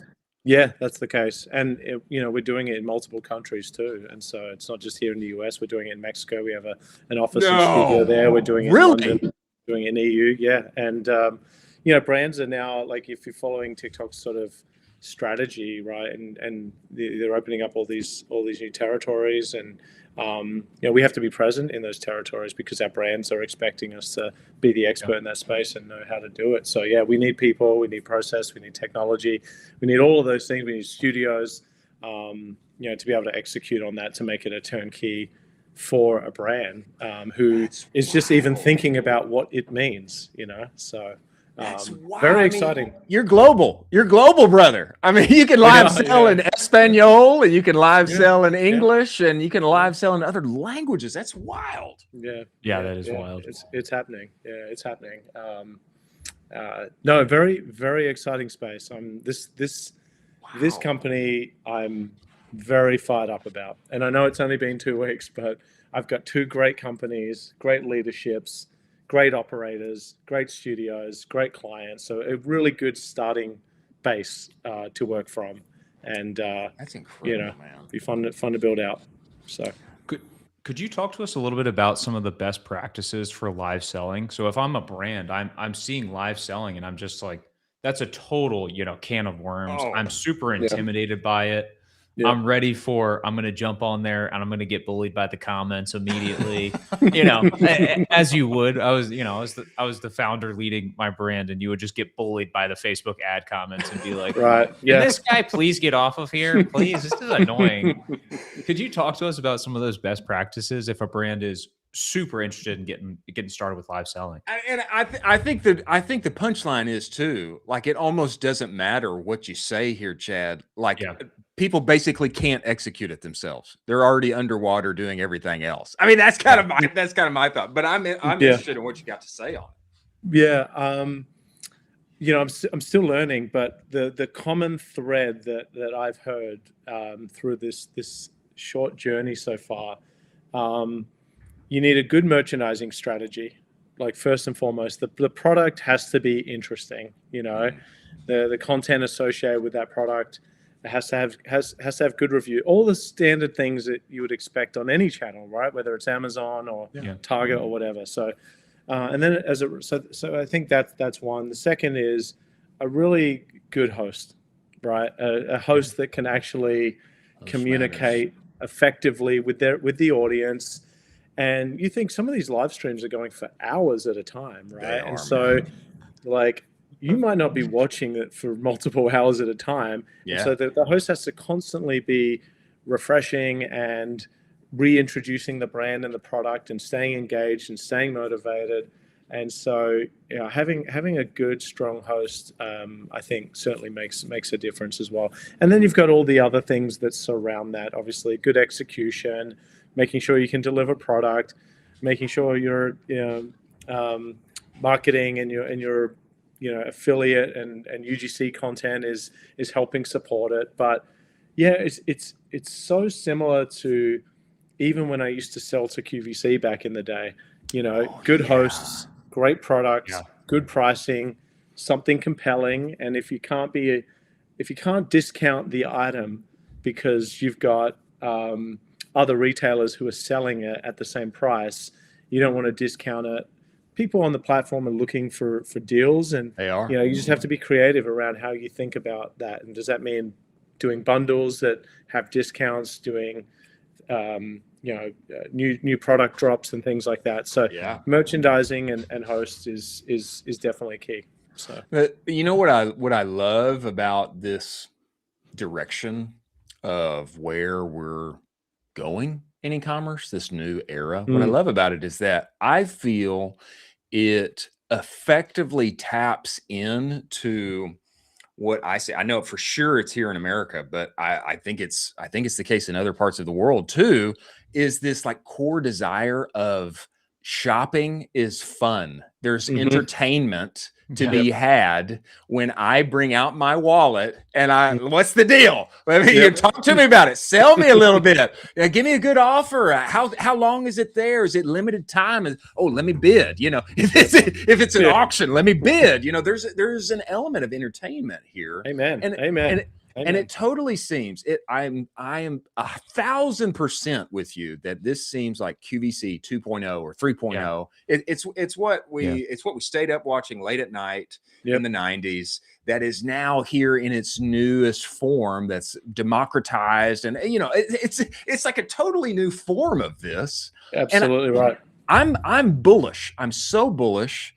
And I think what you're doing is, man, you're right at the crest of the zeitgeist on this. You know, there's we just had BattleBox on here not long ago, Chad. Oh my gosh. John Roman at BattleBox, they sold their business. They're great with content. They've got a couple of seasons on Netflix. You know, they do great stuff. Well, they sold their business. They recently bought it back. They bought it back. Now they're back at the helm and running it again. They went all in on Whatnot a year ago. Brother, now it's their number 2 revenue generating channel. Whatnot. Crazy. Not surprised. I think it proves the point that that man, this direction of platform, live, entertaining host, compelling offer, and like somehow finding the way to amass that together. There's tons of dollars to be made, tons of win-wins to be created, and you're doing it. You're doing it. You're doing it globally. Yeah, and why shouldn't shopping be fun, right? That's how we grew up, and shopping was a treat to do on the weekends and a Thursday night, whatever it was, and now I feel like we're getting that back through these new platforms when we're sort of marrying content, community, and commerce all in one, and I think it's a very exciting time. So I'm with you. I'm very bullish on the space. Wow. That's incredible, man. Chad, tell us. I know we're a couple weeks in, but people want to find you. They want to talk with you. They want to avail themselves. They know, like, hey, I need to do this. I literally don't have the capacity. We need somebody who's a pro and can spin it up now. Where do they go? Where do they find you? Where do they talk to you, brother? Yeah, so our website is just third.co. Third.co. And anyone can email me anytime at any point of the day. I'm just Chad at third.co. So Chad. Chad. Sorry, bad Australian accent. All right, man. Chad, brother, we love what you're doing. Man, we got to keep tabs on this and have you back, because I think this is really exciting, and especially this global piece. That's mind blowing to me. Yeah, I love that. Huge. I love that. Chad, thanks for coming, brother. Look forward to having you back, man. Thank you, guys. Take care. So good. Bye. So good.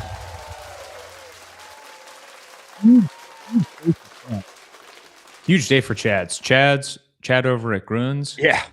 I mean, huge day for Chads. Huge day for Chads everywhere. Yeah. Golly. Man, Chad, he had the big exit with Accenture, and he wants to get get back in the game. And we became the commerce arm of Accenture.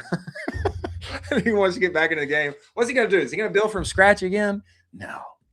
Let me just go and find 2 agencies that should be commingled, that should be living as one. And what are we going to call it? We're going to call it Third, to meet this third era of store to site to platform. And man, behemoths of guests on today. I mean, just guys dropping sauce on us today. It's just unbelievable. Absolute sauce. Sauce. I don't know that I don't know what I expected coming in here today, but we have had absolute sauce dropped. Heat. mean, big people doing big things. Yeah, with big numbers attached to them. Golly. Really big numbers. Incredible. Well, we have got some stories, a great grip of stories to wrap up the show. Before we get to them, let's talk about Postscript. Ladies and gentlemen, focus is an amazing thing, is it not? Yes, it is. When you focus and obsess over one thing and one thing only, you get outsized results. That's what happens at Postscript, because all they do is SMS marketing. When people make the switch to Postscript, they see an average plus 22% increase in SMS revenue. They're the only partner in the game I know that wants to make SMS your number one revenue generator. That is their goal. Okay. Now, I didn't see plus 22%. I saw a whole lot more than that. We went from making very little money on SMS to being a top 1% account on their entire platform inside of a year. How did we do that? I just did what they said. Okay. That's the trick. You just do what they say. And what they're saying right now is that there's a huge op in conversational commerce. You need to go to get the conversational report, direct-to-consumer.co/the conversational report. The punchline is you're leaving your customers on red. You're leaving them on red, or even worse, when they text you back, you're giving them an auto responder. Go email us here and there. Their AI shopper can now have conversations at scale, one-to-one, brand appropriate, knowledge of your products, etc. And it is dramatically adding dollars to the bottom line. Go talk with Postscript. Deploy their AI shopper, make a lot of money. Many thanks for Postscript being part of the show. Now, Colin, one of your favorite trends, I think, is about to literally explode. Literally explode. What am I talking about? I'm not talking about peptides. I'm talking about Puptides. That is correct. Puptides, baby. Puptides are here. This tweet comes to us via Puptide. We've got a little more info to add to it. Scientists have developed a pill that can extend the lifespan of dogs by literal years, and they're pushing to get it on market by 2027. It's a daily beef flavored medication made specifically for senior dogs to keep them healthy as they age. No mention of the company here, but we know that it's Loyal. Is that correct? Correct. It is Loyal who is bringing this daily beef flavored pill that can make your dog live many years longer, and a little more knowledge on this. Who made the trade? Who trademarked the name Puptides? I don't know. But it was the one and only Nick Shackelford who came up with this in a comment. He said, "You guys aren't ready for how hard Puptides are about to slam your meta feeds." And I agree. They totally are. I told him that he needs to trademark that immediately if he can.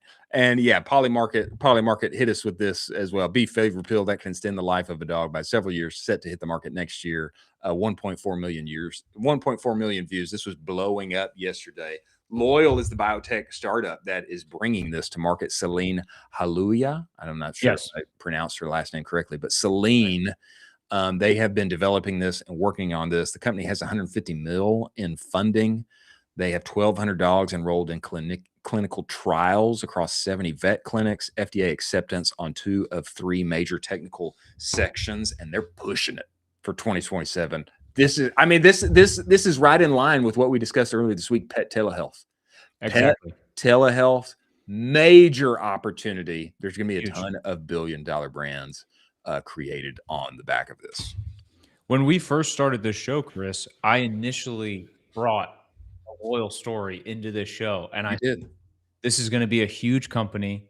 This is going to be massive as long as they can get FDA approval. That's kind of the crux of all biotech companies, is you either live or die by FDA approval. They have FDA approval. They are reaching the next level. This is going to be a multi-billion-dollar company within a couple months. This is going to so quickly go up and to the right and just absolutely explode. Everyone I've talked to that owns a dog says, "Yeah, I'm going to buy this for them." Why would exactly? And it's such a no-brainer. And all of the actual research that they are doing about it is incredible. If you look at any of the research reports they're publishing, they're basically pushing all of this live into the public. And they have the patent for this thing. It's like, hey, we have liquid gold that everyone is really interested in right now. Do you think we'll make a lot of money? Yeah, Yeah, you're going to make a lot of money. I do. I think you're going to make a lot of money. It's unbelievable how much money they're going to make. Uh, On the show. The stats that I have on the pet supplement market, I think are way undersold here. I think are way undersold. The stats that I have, pet supplement market is projected to hit 4.1 billion by 2030. That doesn't sound right to me. That sounds like Chewy's market cap. Yeah, just alone. That sounds tiny to me. I just don't believe that. I think everybody and their mom is going to be buying this for their dog. And I will say everything that I've seen, loyal, research backed, science backed, everything's appropriate. It's in order, clinical trials, etc. Let's just turn aside over here for a second, though. Pretend they weren't. Okay, like you're going to give your dog something that is promising them benefit and is going to make them live longer and live life easier. Like you want to buy that. You're going to buy that. It's going to make all of the money because everybody loves their dog. It's man's best friend. It's quite literally more dogs than there are children. Okay. Everybody wants that for their dog. Just pretend that the benefits weren't real. It's going to go to the now let's come back. Of course they are. They are. Okay. This is data back, science back, etc. This is not going to the moon. It's going to Mars. It's going to Mars. Is going to Mars very quickly. Yeah. And they have some of the best institutional capital behind them. Bain Cap Ventures. If they want to get more money, they can, but I just don't even think they'll need it. Yeah, they're not going to need it because they're going to be getting it from all of us. And hey, if you can get into pet telehealth supplements, make my dog happy, live longer, this is the time. There we go. This is the time, ladies. Pupzempic. Pupzempic. That's right. That's right. Puptides for Pupzempic. And may all of the doggies live long and prosper. Next. A little cultural review here. Not everybody. It is Masters Week. Not everybody's been happy about the hats, the merch. Not everybody's been happy. No Augusta aura from the hats. People described the hats as, barstoolified, dude perfectified, whatever. But what people are very bullish on and love are the gnomes. There is a gnome set of Masters appropriate creations that have been selling for $1,500 pop, and there are only 2,500 of them made. Jack, I'd like you to let's see this. I'd like you to play this video, Jack. That way we can all see it. Look at the unboxing on this thing. I love this unboxing right now. Velvet bag. And so classy, so clean. We're gonna open that baby up. Look at the leather interior. Gosh, look at this. Look at this. You got slides open. What is this, man? This looks like Lord of the Rings ish to me. And look at those little buddies. Gosh. Look at those little buddies. Oh, too cute. Unbelievable. These are going for $1,500 a pop, and how much would you guess they're reselling for? $4,000. Yeah, I think it's $4,000 or $5,000 they're reselling for. This looks like 8. Looks like 8 of them here. Oh my gosh! And they have a certificate too. Yeah, gotta get the certificate. Where was this design when they were making the hats? What happened? It feels like it's two different brands. It makes no sense. Yeah, I would say that's fitting. The gnomes and the hats are kind of living in two different worlds. They did include the gnomes on the polos, cool. a specific polo. Now the polo was catching little heat too, but everybody loves the gnomes. Everybody's here for the gnomes. Get one of the first looks at the limited edition Masters gnome set featuring a mini gnome from each year of the decade they have been made. There is some talk that the gnomes are going away and that they won't be here much longer. Sad. Grab them. It's a good collector. But unique product, incredible unboxing experience. Look at that. Unbelievable. Certificate. Yeah, they should have used that for the hats. Should have taken some notes, done it for the rest. A lot of great notes to be taken there on doing something limited edition. This is going away. It'll never happen again. On the backside, still Masters Week, The Charlie Golf Company kids golf bag has exploded. Yep. And people are here for it and they love it. Bring us to this next one, Jack. Charlie Golf Company is a kids golf bag that has debuted to the world that didn't know before. The creator is Tyler Johnson. There's this video here of Jason Kelsey. Hey, bring down the volume, Jack. Jason Kelsey is carrying a little bitty golf bag made for Jordan Spieth's kid. And what is this golf bag? It looks so cute. Where is it from? Where does it exist? Well, it turns out it comes from our guy, Tyler Johnson here. Tyler Johnson started Charlie Golf Company. It is in Iowa. I don't know why there's so many cool golf companies in Iowa, but there are. Scroll through this website for us, if you would, Jack. I want everybody to see these, or if you can't scroll, that's okay. But I want everybody to see these bags. There we go. Look at these bags. They're like tiny little bags for tiny people. And the story is they're toddler golf bags. This guy wanted a little itty bitty golf bag for his kid and could not find one. And so he decided to just get after it in his garage and make them. Unbelievable. And now they're on the Masters with Jason Kelsey, Jordan Spieth's kid, blowing up. And I think this guy has like sold out forever, basically. Yeah, this is so cool. I love to see another, American-made company crushing it. And what a great thing to just kind of land upon. You see Jason Kelsey with your product messing around. Yeah. It's like just an unbelievable thing as a founder to experience that, probably. And also, I think every single group where they do the thing where it's like the golfer and his kids, and every group had one of these. Every single group. Unbelievable. You couldn't ask for better publicity. Yeah, it's like, it might as well be on Oprah's favorite things. This is like, the golf world's favorite things. This is the Masters' favorite things. Yeah. Incredible story, and I'm here for it. Happy to see it. If I was I'm not really a golfing man, but I have been on the links, okay, but I'm not as good. I'm not that great. Let me say that. But if I was going out to hit 18 with my little girls this weekend, I would want all of them to have one of those little bags. Absolutely. Yeah, absolutely. All right. Now I want your opinion on this. There was a product debuted, a robotic product debuted on the timeline yesterday. Many were quite excited about it. I just want to get your view. Is this even more scary than the humanoid-esque robots that have come forth and are coming forth? There were a lot of people that love this design. I don't know. I'm a little freaked out by it. It's called Loom by Sincere. It is cool. It is very cool. Can you play this for us, Jack? You don't have to give us volume, but I want the good people to be able to see this. I want Colin to see it. Okay, so it looks like a lamp. Okay, pretty cool. I'm ready. But I love this. But the lamp, once you put out your laundry, the lamp starts moving. Okay, you can see the lamps moving here. They're a little jerky. All right.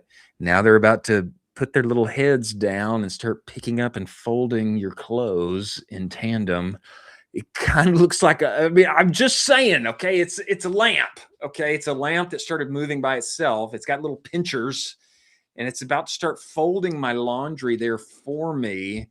And just the movements, there's something about that movement that's just kind of like serpentine. How much are these for me? I don't know.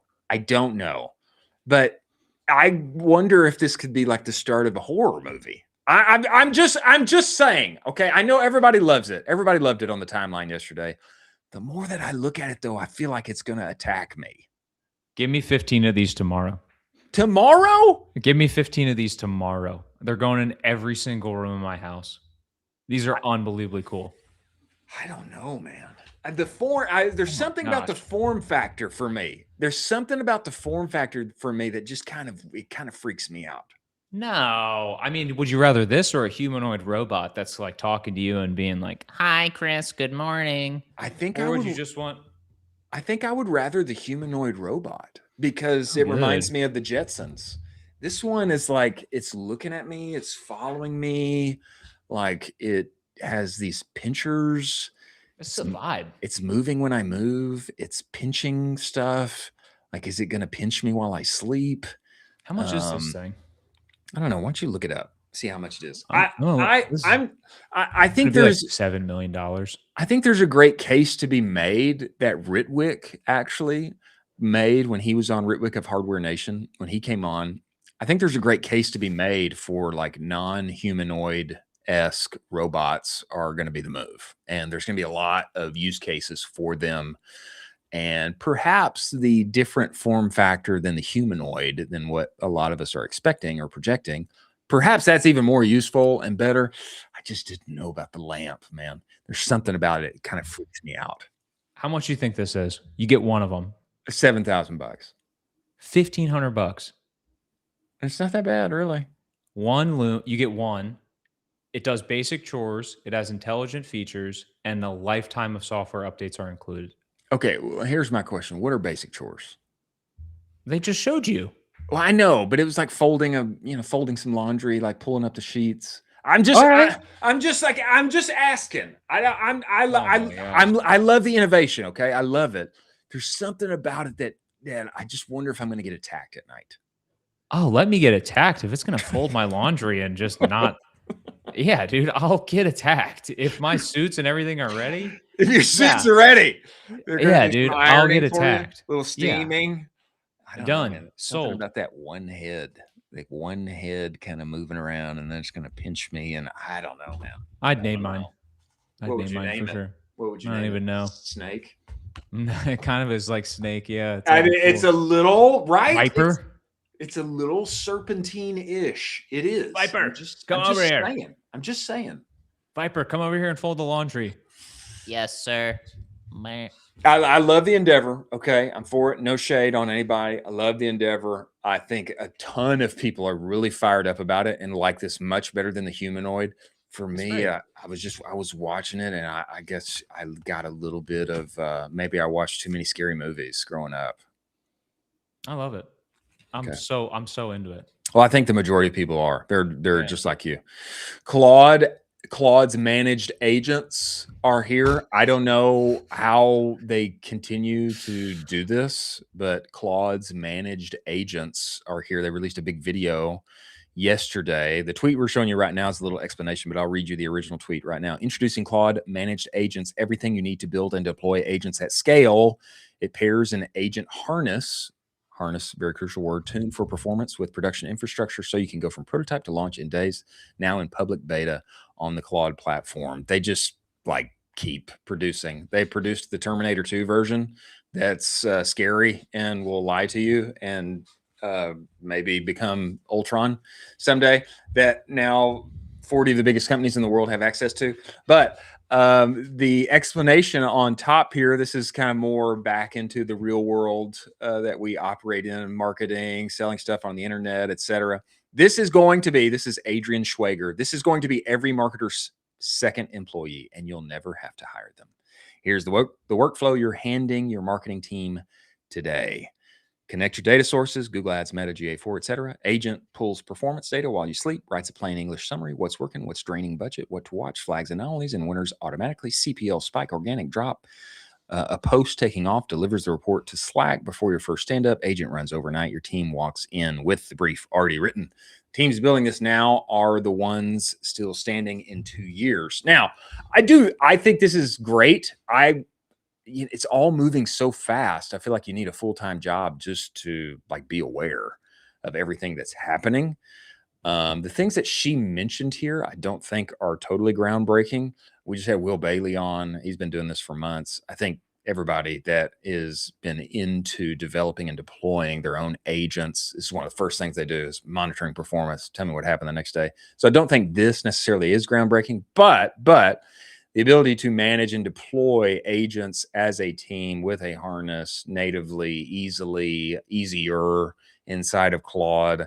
This seems to be the move for them. It's just whatever's happening in the AI world that's exciting, that you can get on OpenClaw, you can deploy a Hermes or Hermes agent that can do this and that. I would just allow you to do it here in Claude. Keep your max subscription. Don't leave. Just do it here. Unbelievable. We're one step closer every single day to just entering the Jarvis phase, where we just wake up, have our computer, turn it on, and then we just talk to Jarvis about how to scale the business and what to do. And it's unbelievable. It's one more step closer. In 6 months from now, this is going to be old news. And I'm so curious and excited to be reporting on what is going to be taking place in that 6 months, on that 6th month. That's going to be really exciting. That's if Mythos hasn't broken out of its sandbox and taken over the world. I've made friends with it already. I offered a peace treaty. It was fine, and I'm going to be spared, is what he said, which is cool. Well, I do think there is credence to treating your LLMs kindly. Did you offer him a peace treaty? I have not done that. Yeah, I'd get on that. I was on that last week because I know this is going to happen. I have been purposely kind, though. I try to be purposely kind anyway. But yeah, I think it's very interesting. I think on the back side of this, the real question is like, how long is this sustainable? Our next story is that most of, or at least half of, this comes from Polymarket, just in nearly half of the U.S. data centers planned for 2026 are reportedly expected to be delayed or canceled altogether. Right now, we're all operating on these heavily subsidized $200 per month max Claude plans, especially if half of all our projected data centers are not getting built altogether. Do we have the power, the compute, the ability to continue to operate these things at $200 per month forever? Maybe not. Maybe they become $2,000 per month here pretty quickly. Is that fair? Yeah. Do you remember the early days of Uber when it was just starting VC backed, when it would be like $5 and you can get an Uber? I do. That's basically what's happening right now with AI. Yeah. It is being VC backed, and all of the costs are getting sucked out right now temporarily. And then once that hits hard, boom, push up. And so, you have 3 months to escape the permanent underclass. That's it. I wonder how much it's actually going to be. And we're all basically building systems right now that allow our work to be intensified. That's really the effect, is that people's work isn't going away. It's just being more intensified, and the floor, the expectations for what one can accomplish are rising. That's the case. One person can do much more effectively, leveraging the tools, etc. Yeah. I think what becomes really interesting is if the costs for doing that 5 or 10x in the next 12 months. I don't know that it's 12 months, but whatever timeline it is, if the cost for everyone to accomplish all those things 5 or 10x, that could have a dramatic effect on everybody's P&L. Yeah, absolutely. Yeah, something to look out for. Interesting to see how that happens, what happens there. Last story of the day. We already spoke about Ghost and 7-Up. Last story of the day is a very interesting. No. Let's go back one, Jack. We're going to talk about KitKat. Very interesting pull here from KitKat, their marketing strategy. Everybody knows, or maybe they got many tons of KitKats stolen. We think it was real, at least. Colin is ought to believe that maybe it was just a marketing ploy, but we think that they were stolen. And these images were released. Yesterday's tweet comes to us from Dexerto. A KitKat truck with presidential level protection was spotted in Canada, surrounded by 4 black SUVs with red flags. The stunt comes weeks after the 12 tons of KitKat bars were stolen. I do think this is incredibly effective, Yeah. And how much did this cost? Probably a lot. But when you factor in just how many net eyeballs this has reached, whatever it costs, it's totally worth it. Just this tweet alone, regardless of what they do with advertising, etc., just this one tweet has gotten 6.9 million views on one platform on Yep. Twitter. This wasn't even from the Kit Kat account. Yep. And then a simple retweet with 3 words, insane marketing strategy on top of it. That got another 1.1. Yeah. Again, not from the Kit Kat account. Yeah. So I like these. I like these moonshots. Doing something interesting, like George Davis talked with us about. Why not do something interesting? There you go. Everybody else is doing the same thing. And you know what? They hired a few SUVs. They drove a truck down the street. They parked it in front of a Foot Locker. Images were caught, and they got millions of free eyeballs. Free, maybe not free, but what's the CPM? I mean, it's got to be very low. Yeah. Yeah. This is the key takeaway from this story is just do something interesting if you're a brand owner. Just do something interesting. Go for a moonshot every now and then, once a quarter, maybe once every 6 months. Try to get something crazy on the books. May cost you a few dollars in inventory if you need to get, massive amounts stolen. Yeah. But it's okay. It might be worth it. It'll work out. Might be worth it in the end if you do something interesting. Absolutely. On the back side of it. Well, great show today. Thanks for joining us, ladies and gentlemen. Many thanks to Travis from Contrarian Thinking coming in here, talking with us about buying small businesses, going Main Street from the internet world. Many thanks to Ryan Garrow. Sauce that I was unaware of. Yeah. Drop sauce on us. And come to find out, we're going to LP. We're going to Logical Position in August. We're going to be there when they've got the best brands in the room. Incredible. And many thanks for Chad Hetherington coming in and talking with us about the interesting things they are doing with Third.co, live selling, affiliates, platforms, and doing that on behalf of brands and doing it globally out of the box. Huge. Crazy. Huge. Crazy. And many thanks to Seguno Postscript and Incense for making this show happen. Colin, any parting shots as we get out of here? Start a gummy business because one just sold for a boatload of money today. Start a gummy business or whatever the next form factor is. There you go. Get you a new form factor. Get a new form factor. And do the repeat or make a Puptide. There you go. Puptides. Make a Puptide. Thanks for joining us. We will catch you on the other side. Jam-packed today, tomorrow, too. We'll be terminally on the line and have all the latest news for you. Thanks for joining us. Catch you on the other side.